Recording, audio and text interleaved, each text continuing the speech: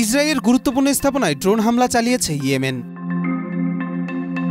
ইসরায়েলের গাজা আগ্রাসনের প্রতিক্রিয়ায় ইয়েমেনের নিয়ন্ত্রিত সশস্ত্র বাহিনী দুটি কৌশলগত স্থাপনায় সফল ড্রোন হামলা চালিয়েছে। 15 জুলাই রাতে পরিচালিত এই সামরিক অভিযানে 3টি ড্রোন ব্যবহার করে তারা এলাত বন্দর ও নেগেব অঞ্চলের একটি বড় সামরিক ঘাঁটিতে আঘাত হানে।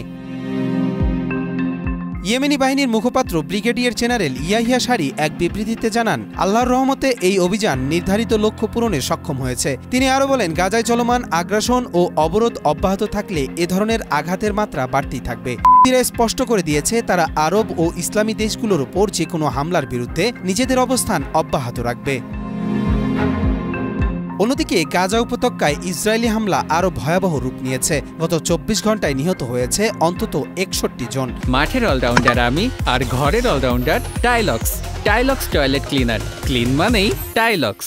যার মধ্যে 2 জন ত্রাণ সংগ্রহের সময় প্রাণ হারান। শিশুদের মধ্যে অপুষ্টি বাড়ছে বলে সতর্ক করেছে জাতিসংঘের ফিলিস্তিনি শরণার্থী সংস্থা UNRWA। উত্তর গাজার 7টি শরণার্থী শিবিরে বোমাবর্ষণে নিহত হয়েছেন 23 জন। আর রাফা অঞ্চলে মানবিক সহায়তা বিতরণকালে হামলায় 30 জন আহত হয়েছেন। বাস্তুচ্যুতির নির্দেশে মানুষ এখন দিশেহারা। জ্বালানির অভাবে চলছে না পরিবহনও।